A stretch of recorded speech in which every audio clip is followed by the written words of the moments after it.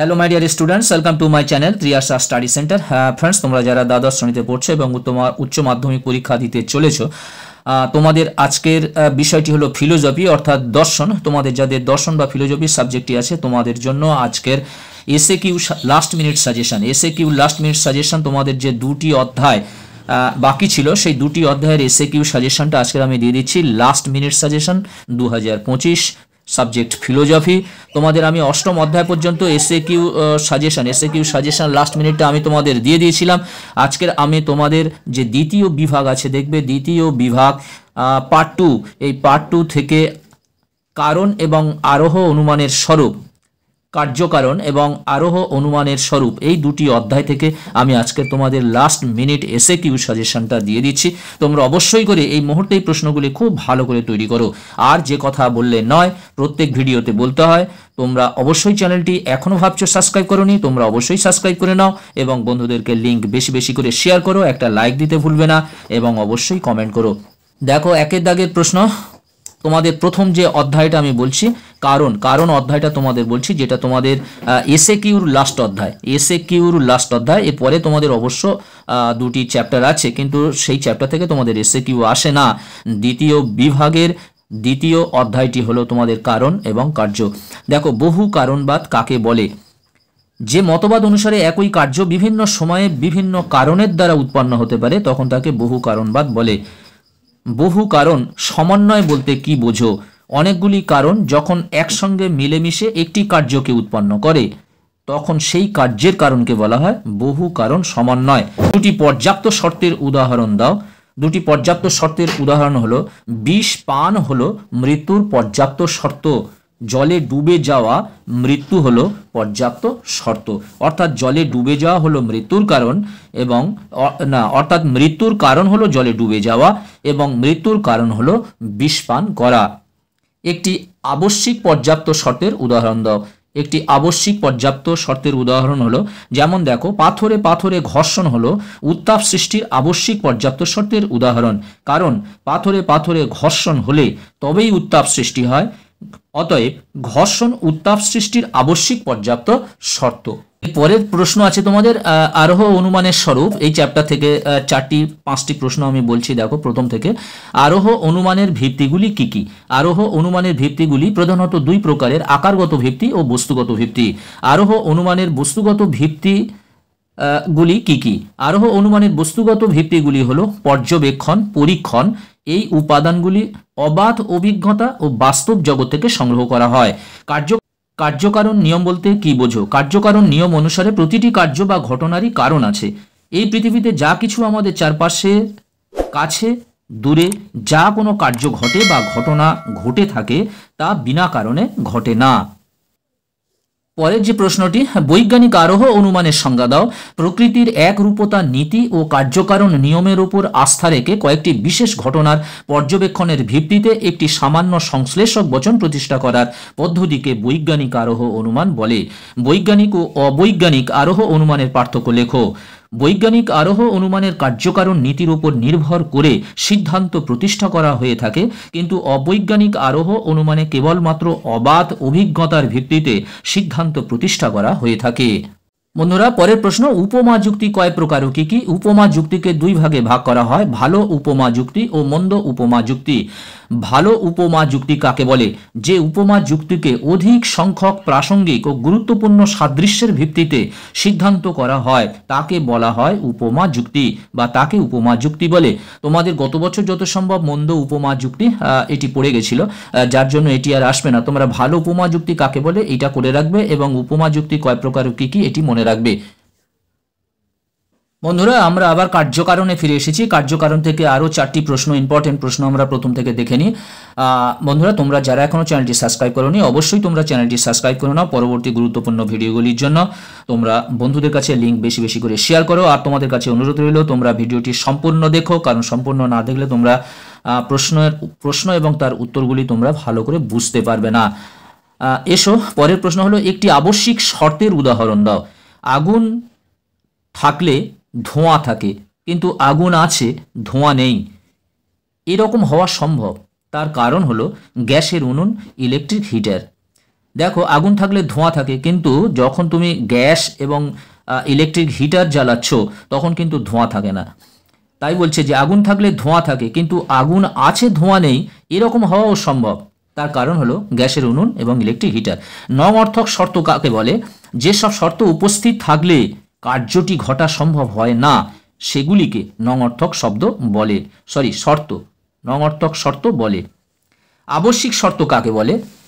যখন দুটি ঘটনার সম্বন্ধ এমন হয় যে প্রথমটি না ঘটলে দ্বিতীয় ঘটনাটি ঘটে না, অর্থাৎ কারণ না থাকলে কার্য ঘটে না, তখন প্রথম ঘটনাটিকে দ্বিতীয় ঘটনাটির আবশ্যিক শর্ত বলা হয়। প্রথম ঘটনাটিকে দ্বিতীয় ঘটনাটির আবশ্যিক শর্ত বলা হয়। খুব ইম্পর্টেন্ট প্রশ্ন বন্ধুরা। পরের যে প্রশ্নটা আমি পড়ছি, কপির মতে কারণের সংজ্ঞা কি? তোমাদের মিলের প্রশ্নটি পড়ে গেছিল, এবার তোমাদের কপির মতে কারণের সংজ্ঞা, এটি ভালো প্রশ্ন। দেখো কপি কারণের সংজ্ঞা দিতে গিয়ে বলেছেন, কোনো কার্যের কারণ হলো এমন একটি নিয়ত পূর্ববর্তী ঘটনা যার ঠিক পরেই কার্যটি নিয়মিতভাবেই ঘটে। একথার অর্থ হলো কারণ হলো কার্যের নিয়ত পূর্ববর্তী ঘটনা এবং কার্য হলো কারণের নিয়ত পরবর্তী ঘটনা। পরের প্রশ্ন দেখো আরোহ অনুমান থেকে। আরোহ অনুমান কাকে বলে? যে প্রক্রিয়া কয়েকটি বিশেষ দৃষ্টান্ত পর্যবেক্ষণ করে প্রকৃতির এক রূপতা ও কার্যকারণ নীতির উপর ভিত্তি করে একটি সামান্য সংশ্লেষণ বচন প্রতিষ্ঠা করাকে আরোহ অনুমান বলে। পরের প্রশ্ন অবৈজ্ঞানিক আরোহ কাকে বলে? কার্য কারণ সম্পর্ক নির্ণয়ের কথা চিন্তা না করে কেবলমাত্র অবধি অভিজ্ঞতার উপর নির্ভর করে সামান্য সংশ্লেষক বচন প্রতিষ্ঠা করার পদ্ধতিকে অবৈজ্ঞানিক আরোহ অনুমান বলে। অবৈজ্ঞানিক আরোহ অনুমানকে কি মূল্যহীন বলা যায়? খুব ইম্পর্টেন্ট প্রশ্ন। কোনো তর্কবিদ মনে করেন অবৈজ্ঞানিক আরোহ অনুমানের কোনো মূল্য নেই, কারণ এই অনুমান কার্য কারণ নীতির উপর প্রতিষ্ঠিত নয়। দৃষ্টান্ত দিয়ে বলা যায়, সকল রাজহাঁস হয় সাদা, আমরা সাদা রাজহাঁসকে বেশি দেখি। যদি একটা রাজহাঁসকে সাদা ছাড়া অন্য রঙের দেখা যায় তখন এই সিদ্ধান্তটি ভ্রান্ত হয়ে যায়। পরের প্রশ্নটি দেখো উপমা যুক্তি কাকে বলে? উদাহরণ দাও। দুই বা ততোধিক বস্তুর মধ্যে কোনো বিষয়ে সাদৃশ্য লক্ষ্য করে তারই ভিত্তিতে যখন উভয়ের মধ্যে অন্য কোনো সাদৃশ্যের অনুমান করা হয় তখন তাকে সাদৃশ্যমূলক আরোহ অনুমান বা উপমা যুক্তি বলে। দৃষ্টান্ত দেখো, রাম ও রহিম 103 ডিগ্রি জ্বরে বেহুশ হয়ে পড়েছিল। রামের প্যারাসিটামল খাওয়ানোর ফলে জ্বর কমেছে, অতএব রহিমের প্যারাসিটামল খাওয়ালে জ্বর কমবে। পরের প্রশ্ন উপমা যুক্তির ভিত্তি কি? উপমা যুক্তির ভিত্তি হলো অসম্পূর্ণ সাদৃশ্য। তারপরের প্রশ্ন দেখতে পাচ্ছ, তথাকথিত আরোহ অনুমান কাকে বলে? যে সকল অনুমান পদ্ধতি আরোহ অনুমানের মতো অথচ আরোহ অনুমানের বৈশিষ্ট্যগুলি উপস্থিত থাকে না তাদের তথাকথিত অবকথিত আরোহ অনুমান বলে। আবার আমরা ফিরে এসেছি কার্য কারণ থেকে। দেখতে পাচ্ছ প্রথম প্রশ্ন রয়েছে, শর্ত কয় প্রকার ও কি কি? শর্ত 3 প্রকার, যথা আবশ্যিক শর্ত, পর্যাপ্ত শর্ত, আবশ্যিক পর্যাপ্ত শর্ত। কারণের সদর্থক শর্ত কাকে বলে? যে শর্তগুলির উপস্থিতি না থাকলে কার্যটি ঘটতে পারে না সেই শর্তগুলিকে সদর্থক শর্ত বলে। পরের প্রশ্ন দেখো, পর্যাপ্ত শর্ত অর্থে কারণ বলতে কি বোঝো? পর্যাপ্ত শর্ত অর্থে কারণ বলতে কি বোঝো? আমরা যদি কারণকে পর্যাপ্ত শর্ত মনে করি তাহলে কারণের সংজ্ঞা গ্রহণ করে বলা যায়, কারণ হলো এমন ঘটনা যার ঠিক পরেই কার্যটি নিয়ত ঘটে। কারণ ঘটলে কার্য ঘটবেই। উদাহরণ, বিষ পান হলো মৃত্যুর পর্যাপ্ত শর্ত। এই প্রশ্নটি ইম্পর্টেন্ট আছে। পর্যাপ্ত শর্তে অর্থে কারণ বলতে কি বোঝো এটা অবশ্যই ভালো করে তৈরি করবে। পরের দাগের প্রশ্ন বলা হচ্ছে, কারণের পরিমাণগত লক্ষণ কি? কারণের পরিমাণগত লক্ষণ হলো পরিমাণের দিক থেকে কারণ হলো কার্যের সমান।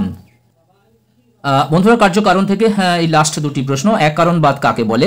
যে মতবাদ অনুসারে কোনো একটি কার্য ঘটে থাকলে তা একটি কারণ থেকেই উৎপন্ন হয় তাকে এক কারণবাদ বলে। যে কোনো পূর্ববর্তী ঘটনাকে কারণ বলা হলে কি দোষ দেখা যায়? কোনো পূর্ববর্তী ঘটনাকে কারণ বলা হলে কাকতালীয় দোষ দেখা যায়। আরোহ অনুমান থেকে আর 2-3টি শেষ প্রশ্ন হলো, অবৈজ্ঞানিক আরোহ অনুমানকে লৌকিক আরোহ বলা হয় কেন? খুব ইম্পর্টেন্ট প্রশ্ন। সাধারণ মানুষ তাদের দৈনন্দিন জীবনে এই একই রকম আরোহ অনুমান করে থাকে। সাধারণ মানুষ তাদের অভিজ্ঞতায় কোনো দুটি ঘটনাকে সবসময় একসঙ্গে বা পরপর ঘটতে দেখলে তার কারণ অনুসন্ধান না করেই অনুমান করেই নেয়। তাদের বিভিন্ন বিষয়ের প্রকৃত স্বরূপ সম্পর্কে বৈজ্ঞানিক গবেষণার সময় নেই, সামর্থ্য নেই, তাই এই অনুমানকে লৌকিক আরোহ বলে। বন্ধুরা লোডশেডিং হয়ে গেল, একটু আলো কম পাবে এই প্রশ্নটিতে।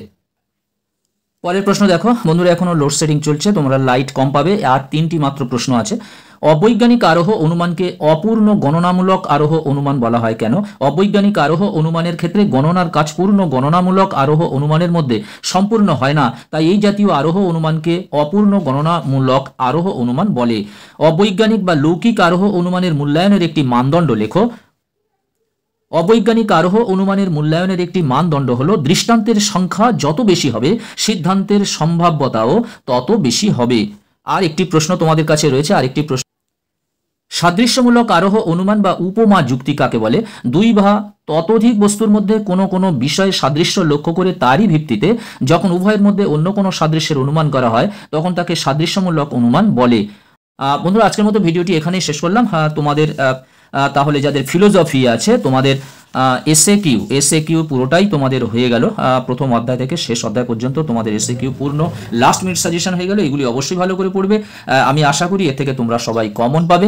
তোমরা অবশ্যই চ্যানেলটি সাবস্ক্রাইব করে রাখো পরবর্তী গুরুত্বপূর্ণ ভিডিওগুলির জন্য। আজকের মতো এখানে ভিডিওটি শেষ করলাম। তোমাদের জন্য রইল শুভকামনা। আবার কথা হবে নেক্সট ভিডিওতে। তোমরা 8টা থেকে 8:30 9টার মধ্যে আরও একটি তোমরা ভিডিও পাবে অন্য সাবজেক্টের।